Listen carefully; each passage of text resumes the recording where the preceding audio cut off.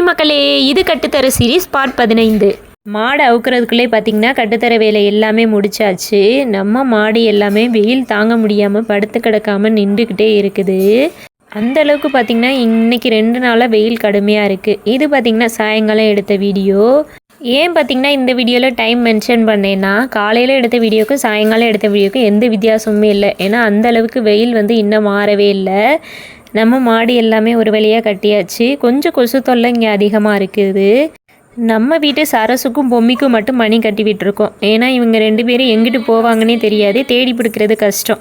நம்ம கட்டுத்தர உரமாக ஒரு 2 நாளைக்கு முன்னாடி விதையெல்லாம் போட்டு வச்சுருந்தேன் அப்படிங்கிற மாதிரி வீடியோவில் சொல்லியிருந்தேன். அது போட்ட விதையில் கத்திரிக்காய் விதையும் புளிச்சக்கீரை விதையும் கொஞ்சம் முளைச்சி வந்திருக்கு.